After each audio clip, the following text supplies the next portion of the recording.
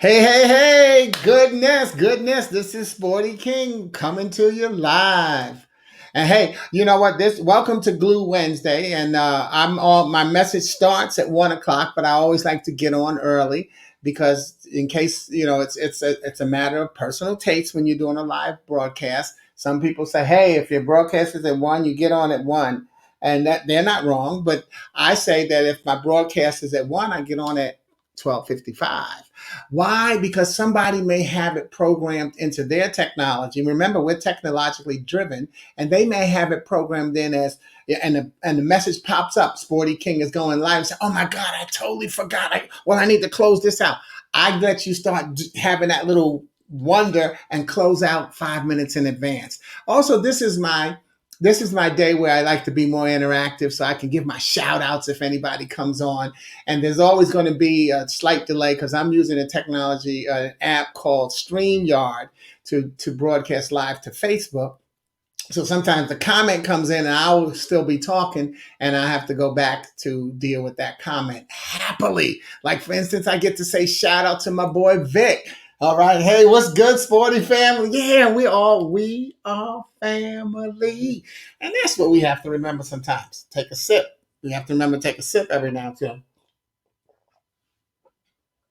Man, I got a lot to talk about today, but yeah, we've got less than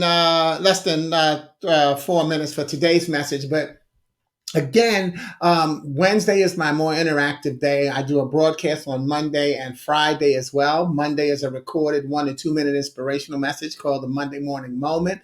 Friday is an 8 to 12 message called Gift Friday, GIFT, God is for today. And it's a poetic, me reading one of my original poems and then showing you how you can use it to uplift your spirit as well as those around you or virtually away from you, but connected. But Glue Wednesday and those two were born from this day, Glue Wednesday, which I created back in 2017. And when I created Glue Wednesday, I created because so many times people say Wednesday is hump day. And I say, well, hump has the connotation of the need to get over. But they were saying it based on Wednesday being in the middle of a 5-day work day, a 5-day work week. Because see, in old school rules, we just say, hey, you work 5 days a week and you got the weekend. There's no two ways to look at it. Even back then we had flex time because there's no such thing as hotels that close down and restaurants, stuff like that. But anyway, I decided, in my word sensitivity and love for just changing things around and making us think so we can control our vocabulary rather than allowing our vocabulary to control us. Think about what you're saying and reuse and reframe your words. And so I decided that Wednesday is the middle of a traditional 7-day week. It is, regardless of how you work. And it keeps the week beginning and the weekend together. So it's the glue. And that's what I say, glue, GLUE, which puts me in my favorite pose, a prayerful pose, because that's what hope and prayer is all about. And I said, GLUE, and I let that stand for God's love undoes everything. Not that God's love will tear things apart. We got less than 2 minutes to keep this message together, but it will put things together. Whatever has been torn apart, God's love will make sure that it gets back together. And that takes some patience on our part. You know how many storms you've been through and how patient you have to be. So, that's what this broadcast is for. If it's your first time, welcome aboard. Please don't let it be your last. Share it with somebody. Create a watch party while you're looking at it so other people can enjoy the message. But because the message will be enjoyed and shared right here live with people that fall into the feed. So we've got less than a minute for today's message. But that's what it's all about. So again, welcome aboard. Let's see, we got any more shout outs coming in. So far, it's just me and Vic. And you know what they say, where two of us are formed together, the word will be spread. Now, I always say, I don't always quote the Bible, but I use it. So in case you say, I never read that in the Bible. No, you probably never did. I made it up. Interpretation. The Bible is interpretation of God's word. Men wrote the Bible, right? But they wrote it based on what they believed and how they saw things through them and how God put it through them so that people could help other people. There you go, right, Vic? Exactly. So other people, hey, look, this is how I'm seeing it, and it gives different people another perspective. And that's what it's about. That's why one of the things we're going to talk about today is your word is so important because it changes someone's perspective. Remember, I always say, and now I got to talk about to my people who've been on the broadcast before, new to those who have not, but you are always seeking someone as a messenger, and you're always being chosen as a messenger. So choose your messengers carefully. Hey, what's going on, Roger Carroll? Hello, hello. But yeah, two of my co-authors, as I call them, and you'll see why in just a second. Versions. Yeah, different perspective and different versions. Because depending on who we are determines how we see things. One thing I like to do when I do my sessions and keynotes and stuff, I always say, hey, let's take attendance. By show of hands, how many of you are married? How many are single? How many are parents? How many are born and raised in a large city? How many born and raised in a small one? From a large family, small family? And then as everybody picks, I said, now think about all of those different perspectives that we're looking at life through. I look at life through the eyes of an uncle, and with no kids and never been married. So I see things differently than Roger Carroll, who wrote Versions. She was married, has a daughter, and so she sees things differently in Versions. Victor, no, Vic is like me. He's an uncle, right? And but I don't know if he's been married. But as you log on, because whether you're live or watching this, as the videotape, you fall into a category, and the category you fall into changes how you look at life versus the person who you surround yourself. Even the people you surround yourself with, all of you have a different way of looking at it. So I'm going to use that word versions. So you have a different version of the story. And haven't you ever heard somebody, they have a different version of how the story is told? Look at that. Simone is expecting. Simone is Roger Carroll's daughter. So now she's about to look at life through the eyes of a grandmother. So, and that gives her a new version. And now she's going to get that sign that says, when mom says no, ask grandma. So there's just a lot of things. Okay, Vic, I didn't. Okay, so Vic is divorced. You're still an uncle, yes.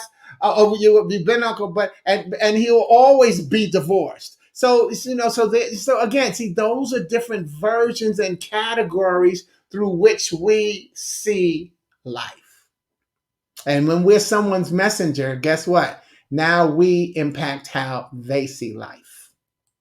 And that's definitely worth celebrating, Vic.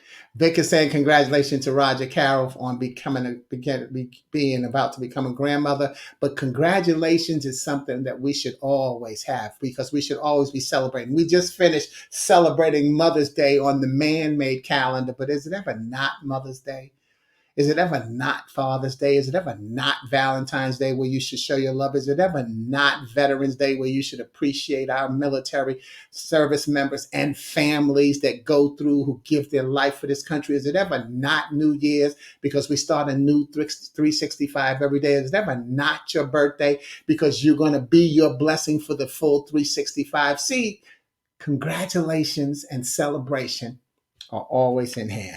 So, with that being said, bam, let's continue on with our message, because it actually always works together. And so we are now doing what I call the gas series. And I crack up laughing, because what happened is, when we started, as I told you, the etymology of Glue Wednesday was just Wednesdays. But then last year during the pandemic, I added Monday and Friday. And then let me stop there to say thanks. Yeah. And then give thanks. After we congratulate and celebrate, let's give thanks. Thank you, Roger Carroll. And God bless you. Congratulations.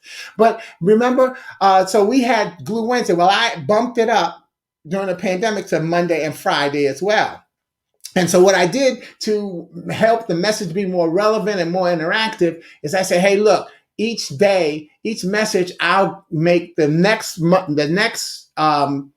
broadcast message feature a different letter of the alphabet. So people will put words that begin with the next letter of the alphabet in the thread, and I had to get it into the message. So I call that the gas series, the Glue alphabet series. But the reason I laugh, because as we call it our gas series, The East Coast is having a problem with gas right now.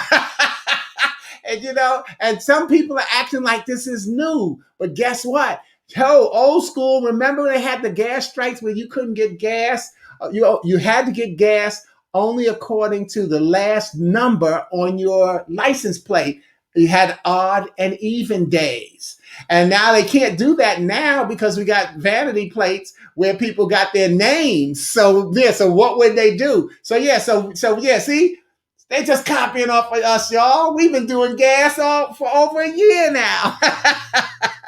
But those of you who are new, the gas series, the gas alphabet series, as I said, each broadcast, somebody is going, the viewers, each broadcast will feature the letter in the alphabet with words suggested by last week's viewers. So last week, our concentrated letter, our featured letter was the letter R. So this week, our message is going to feature the letter Q. And so if you want to be in next week, because we don't have to wait for the broadcast to end live, as well as if you're watching it as a videotape, next week's feature is going to be what? Q. Oh, no, last week was a P. Oh, P, Q. Last week was the P, so next week is going to be the R. So at any time during the broadcast, you can just drop a word in there that begins with the letter R, and I will work it into the message. Doesn't mean that the message will begin with the letter R, but your word will get in there. So this week's co-authors, as I call them, are Victor Morris with question, Roger Carroll Rogers with querulous, and Ramona Hopkins, she sent quality versus quantity. All right. So she got a little double Q word in there. All right. So that's fine. Okay. Because what I did is I took their words, and this message, my creativity is to get their words into the message. And this week's message will feature the letter Q, but the message will be, are you being diffused? Are you being diffused? Now, the first thing I have to do is thank a group of brothers I worship with on a monthly and consistent basis called the G3MEN Ministry. And man, you know what? Y'all work with me, stay with me for a second, because I meant to put their shout out in the thing, and I'm going to stop right here and get them in because these are my brothers, and I just forgot to put them in there. The G3, all right. Okay. See, so sometimes you got to see creativity in action. Bam, boom. All right. And then I'm going to I'm going to introduce you to a brother, because I want you to see a couple of brothers' names who I worship with on a regular basis. All right. And here we go. Yeah, y'all see, so y'all are not only co-authors, now you're down with the production team. All right. All right. Okay. So I told you their brothers are from what I call the G3 Ministry. The G3 Ministry. Where am I? Okay. We meet monthly on Zoom, and then we share regularly on Marco Polo. I don't know if you're familiar with Marco Polo, but Marco Polo is an app on your phone where you can leave video messages. It's almost like leaving a text message, but you leave a video message that you can't, while a person is speaking, you can't interact. You can click, if you're on at the same time, you can click on an emoji, but otherwise you just watch the message and then you can leave the next message or not. But that's what we use Marco Polo to stay in touch rather than just meet on a monthly basis. And this morning, I had a word that actually inspired this broadcast title when I combined my two brothers, and that is On the Road, Shonga Wilson, we call him, and Lightning, Daniel Jackson. Those are my two brothers from my G3 ministry that they inspired today's message for me based on what they talked about on Marco Polo. They inspired the message, are you being diffused? Okay. And they were talking about how when we walk in a room as men of God, when we walk in a room, we diffuse the atmosphere. Now, and lightning, see, we diffuse the atmosphere. And think of diffuse. Think about aroma, that perfumes and cologne. They diffuse as a smell. So what I did is I dove into my Sporty King dictionary, and I decided to define diffuse as different use. It's a diffuse. Diffuse, it's a different use. And I asked the question, is everyone using you in the same way? When you walk in the room, you diffuse the atmosphere. You change things about what's going on when you walk in the room. But is everybody, because you're delivering a message, is everybody getting the same message from you? You already know that the answer is no. But nothing like a great rhetorical question while you're doing a broadcast. But even thinking forward, because some people are happy to see you, and some people are, damn. So here's how I show. Here's what I think can be the tiebreaker for you when you walk in the room. See, you give off a fragrance with your word, your walk, and your ways. So I decided to cross-reference that threesome with my co-authors' contributions. So the first one is I'm going to talk about words. WORDS, what others remember and digest, strengthen spirits when your words are positive. If your words are negative, WORDS becomes what others remember, destroy spirits. So which are your words doing? Words, and I cross-reference that with my co-author, Roger Carroll, for querulous. You see, querulous is an adjective, and it means complaining in a petulant or whining manner. To use it in a sentence, her tone was now querulous and her lip drawn up, giving her not a joyful, but an animal squirrel-like expression. And so that no gender owns the rights to the nuisance, he passed into the next room, and the deep, querulous sounds of his voice were at once heard from everywhere and from there. So it's a complaining in a petulant, whining voice. Do you know any querulous people?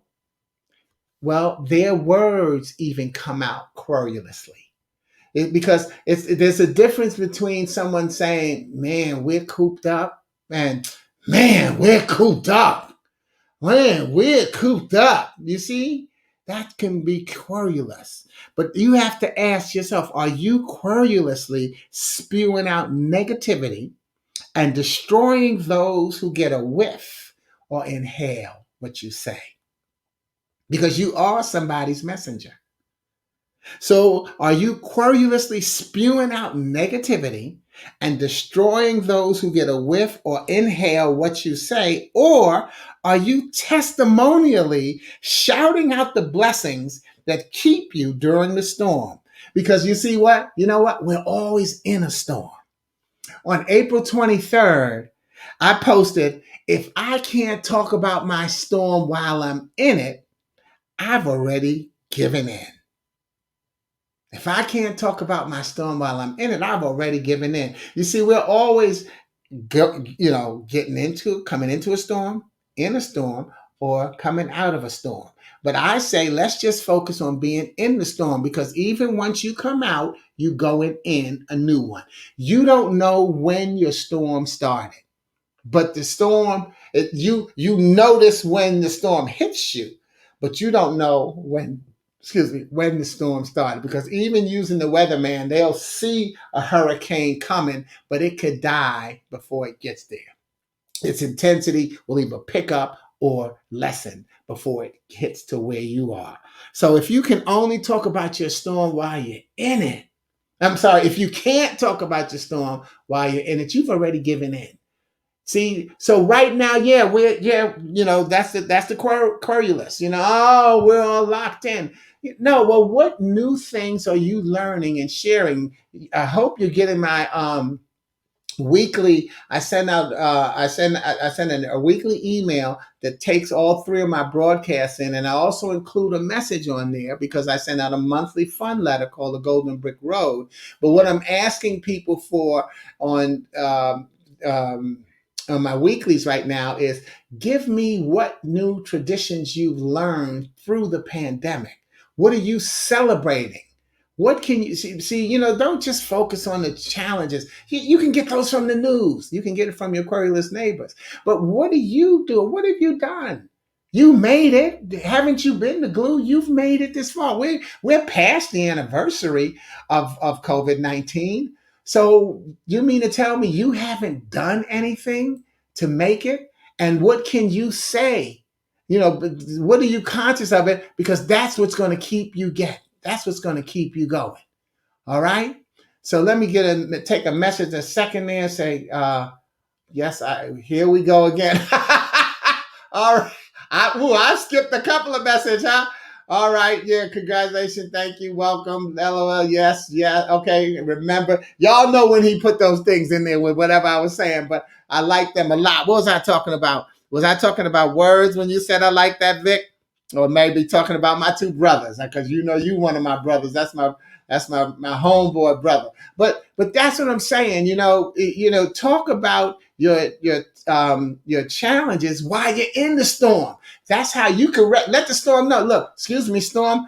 I know I'm here with you, but the truth is you're here with me because I run this. And I'm about to leave you. So I just wanted to get your attention so that I could let you know that I will be exiting. Remember, Snaggletooth, exit stage left. I will be leaving you. But I'm here now so that you can get a look at my face, get a feel of my spirit, because there's somebody else coming that you think that you can keep and stop. And you're going to find out that you can't keep and stop them either. So I want you to get used to that because your job is being the storm. Our job is going out. Thank you, Jesus. All right. So that's why I say, and it's in the words.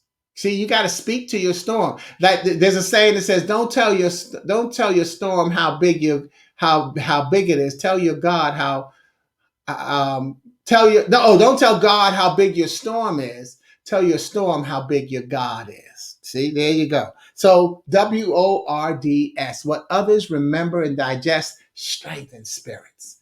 WORDS, what others remember and digest destroy spirits. What are your words doing? Are they lifting people up or are they knocking people down? Only you know. And sometimes you don't know. So you need to be aware of them. And then how about your walk? Nope. No affirmation on this one. But the question is, are people able to use your faith to walk their path? Are people able to use your faith to walk their path? So we got words with querulous. Now we got walk with that question. Are people able to use your faith to walk their path? Okay, I do have an affirmation in there, and it's one of my favorites. It's faith, feeling as if there's hope, recognizing that the only thing you cannot do is give up. And that reminds you that when one door closes, go for the windows. I know most people say when one door closes, another will open. When one door closes, go for the windows. Why do I say that? Because there are usually more windows than there are doors. And we've made a lot of good decisions, yet we focus on the bad ones. Sometimes we justify to folks, well, I'm trying to get better. And so but no, you don't get better by I did this wrong. I did this wrong. I did this wrong. No, you get better by saying, I did this right. I did this right. Because now if I'm so comfortable with what I did right and I continue to do it right, I've got more energy for that tough spot that comes in because I know how it connects to what I did right. And now, because I know that I did that right, I know how this has to work now. All right. So let me take a minute before I go on with that to say what we got there. Vic, I will my mercy on them and lift them up. Right. Ooh, I like that, Vic. I will my mercy on them and that lifts them up. And that's a beautiful thing. See, you can't back down to evil. You can't back down to ignorance. I just saw a post that somebody did on Instagram. I forgot the caption, but it showed a duck in the pen with some bulls or cows, and so naturally the bull was going to come at the duck to attack it, and the duck or the geese, whatever it was, it flapped its wing, and the bull backed up, and then another one figured he'd come from the side, and the duck turned to him and flapped, and he backed up, and so it said, yeah, it showed, don't worry about your size. You size up your situation and you take over. So yeah, you can will your mercy on them. And mercy, P.S., by the way, MERCY, may everyone recognize Christ in you. See, that's what you're willing on them. And that's why we're talking about faith is coming next. But may everyone recognize Christ in you. That's mercy. When people see you, who do they see? Then, even though we connect that to words, what do they hear? Do they hear the words, the redemptive words of your Savior and your Master and Savior, or of God, or of whoever you believe in, whoever you worship? That's what mercy is. What do people see when they see you? Do they see a hypocrite? You got to ask that, and let me tell you how that walks us right into what my next thing I want to say, because you have to ask if people are able to use your faith on their walk. Now, as part of my morning meditation, what I do, I read my annual scripture themes for the year. I've been doing that since 2013. And so now I read each one, I read each year, and then each year I add a new scriptural theme for the year. But in 2020, last year, my scriptural theme was Acts 16 and 25. Around midnight, Paul and Silas were praying and singing hymns to God, and the other prisoners were listening. All right? Are people able to use your faith to walk their path? That's mercy. That's what it is. Are people? That's the. What did we just say? We were on words. That's the walk. Are people able to? Oh, I'm sorry. You know what? I didn't actually finish the point on that. The point on that is that the Bible I read is called the Touch Point Living Bible. And what it does is gives modern day application to scripture.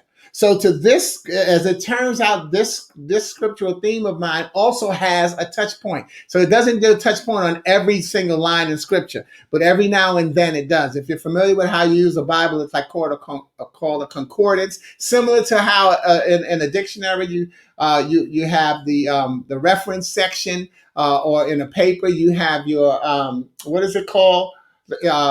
Bibliography. Okay. But this is called the touch point. So the touch point that goes with that scripture with Acts 16 and 25 is listening. Paul and Silas did not seek their audience. They were confined with their audience. The other prisoners couldn't help overhearing while Paul and Silas either cursed God for letting them get into this mess or praised God in spite of their situation. Paul and Silas chose to sing, pray, and praise God, and the others were listening. A curious world is watching to see how you respond to the uncomfortable situations in which you find yourself. Your response determines how they see Christ in you, Vic, mercy, and may encourage them to turn to Christ, who can cause people to sing in the midst of crisis. You may think the crowd around you doesn't care, but it is watching you and waiting to see how your faith works in tough times. And that's why I say, is your faith helping people? Are people able to use your faith, to walk their path? Are they? So, words, querulous, walk, question, and so finally, ways. And again, no affirmation. And this time I won't even slip one in, but I still have a question for you on ways. And that is, who do you need to be surrounded by? Who do you need to be surrounded by? You see, I think the pandemic helped many see that it is the quality of our surroundings that nurture us more so than the quantity. You need the right people in your life, and the number is being redefined every day. In fact, we learned a new term for them last year, and we started calling them essential. Essential. We superimposed them upon the business and economic relationships in our lives because we said essential workers. So we superimposed them upon the business and economic relations in our lives until finally realizing that they had to be a part of our household as well. And they starts with you. See, the essential people in your life, you have to be essential first. You have to know how your value is before you can start connecting to the other valuable pieces in your life. You know what I say? Life is about going from one puzzle to the next. You're either a small, medium, or large piece of every puzzle in your family, social, or business relationships. Yet, no matter what puzzle piece size you see yourself as, without you, the puzzle is incomplete. So you have to know your value so that you can know who they is. There's your threesome. I pick me, myself, and I. There's a song, me, myself, and I. Okay, but that's the key. Me, and that's not selfish. That's selfish. Once you take care of that threesome, now you can take care of somebody else. You can't help anybody. Y'all know one of my favorite sayings: take care of your PMS, your physical, mental, and spiritual self.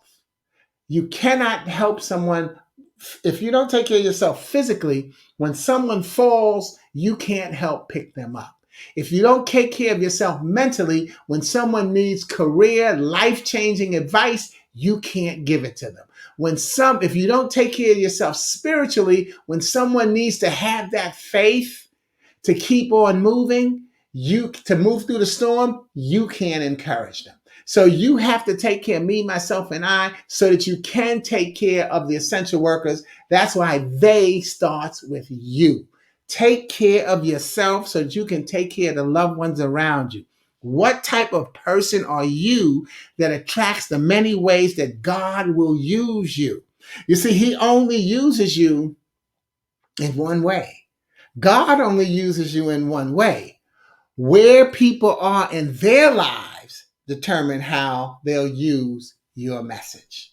See, that's why it's important for you to know who you are, because where people are in their lives determines how they'll use you and they'll use your message, and whether or not they will see you as their messenger. And that's not your problem. God is using you. God said, Vic, I need you to deliver this message. I don't need you to switch it up based on who's in the audience. Roger Carroll, I need you to deliver this message. You're about to deliver the grandmother's message. Now, Shirley Caesar, look back over your life and see why you deserve to be a grandmother. See the choices that you made that brought your daughter in this world and brought her to the point where she can become a mother. See the decisions. See, sometimes we take our gifts for granted. That's not beating us up, y'all. That's human nature. And until we have to unpack something, we leave it in the package. So, for instance, I never need to look back and figure out why, the actions that I did help make me a grandfather. I'll never be a grandfather. I don't have kids. But Roger Carroll now has a new way of valuing herself. Victor, you have a new way. Yeah, with uncles. I have to look at my relationship with my nieces and nephews. And then bam, they got kids. So I'm a great uncle. And bam, I got a great nephew that's got kids. So I'm I'm a double great uncle. So I have to look at who I am and the things that I did, my PMS, which will help me now infuse into them. Everybody is going to connect and unpack as necessary. And your job is to unpack when it's your turn and not decide that someone else is not doing a good job. Hard to do. One of my prayers every day is that I can become less judgmental because I know I'll never make it to be a non-judgmental. We are going to have judgment on people.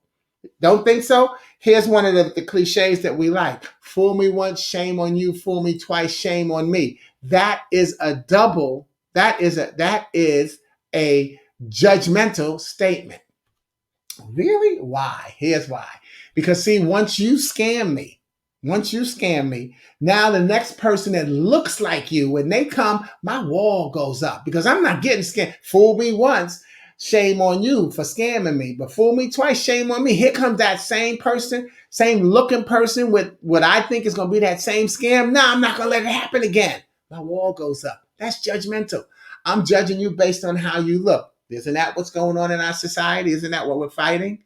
But how many of us are fighting by remembering that after that wall went up, our good sense came back and said, yeah, you know what? That does look like the person, but I know it's not them. And because I'm no longer who I was, I know that they won't scam me that way.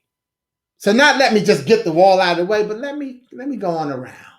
Let me go around and allow them to come around, because that's what we're asking everybody to do right now. Let's find the common ground and talk about solutions. We know the problems.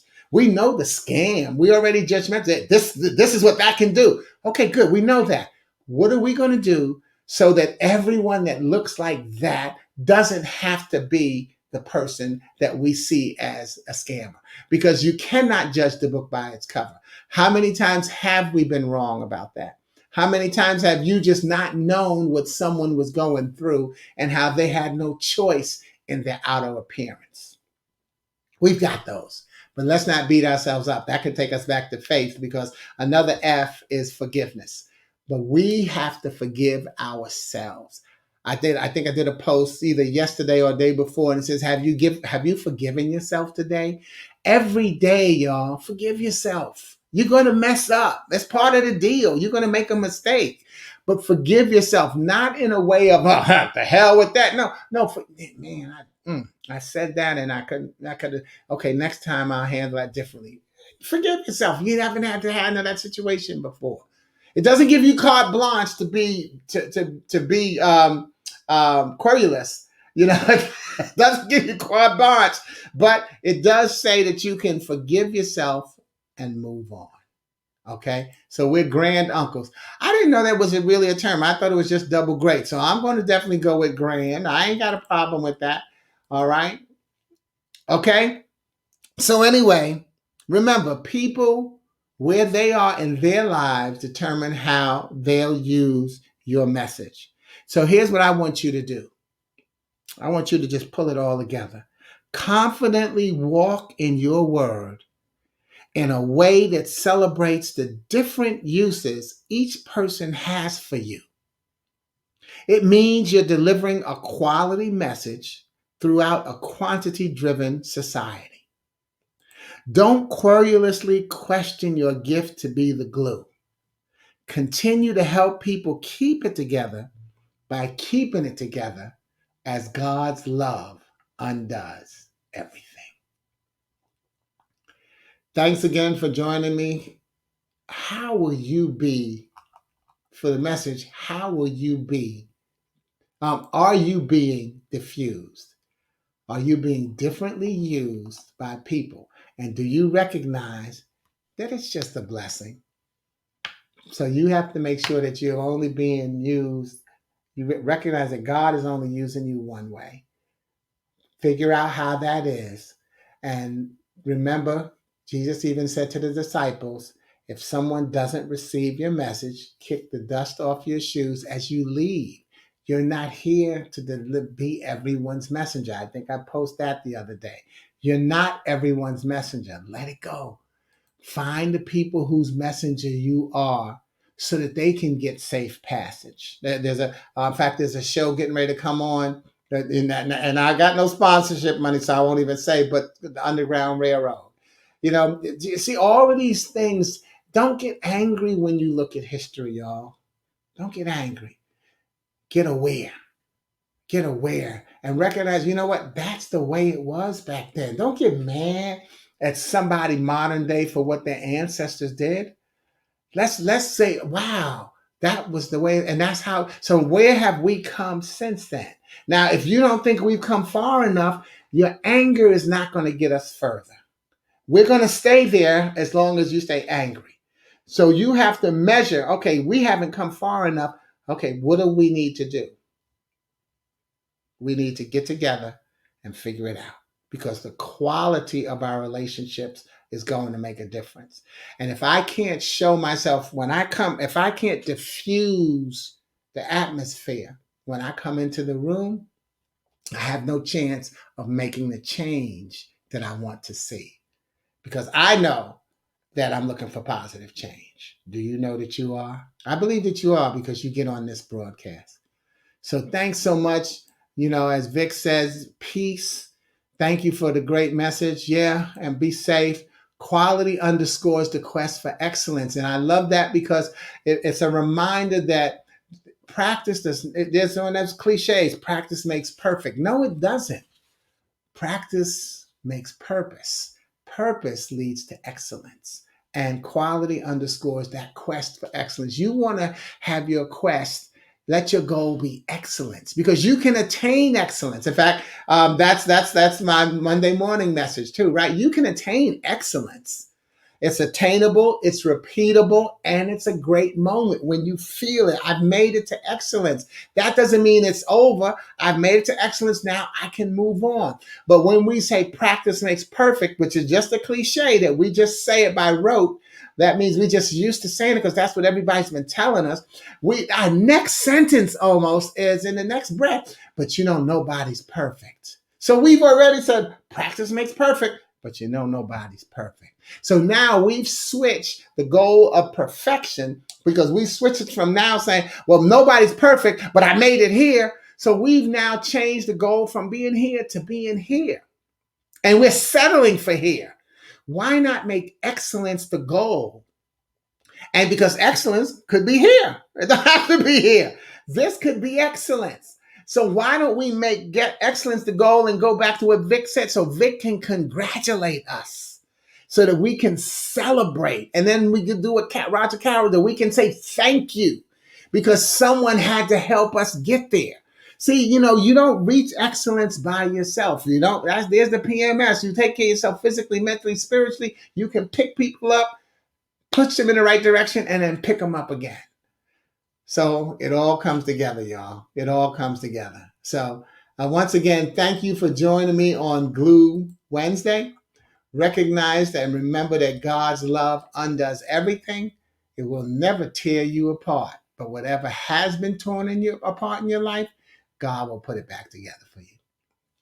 I'll see you next week, but hopefully I'll see you Friday. And I've got an announcement coming out on something new. I'll drop it in the not in this feed, but on my page, about my new product. I forgot to put it in here. Do the commercial. My new product. I got a line of inspirational cards. My affirmations will be called passing thoughts. There'll still be affirmations, but I use them now as what I call passing thoughts.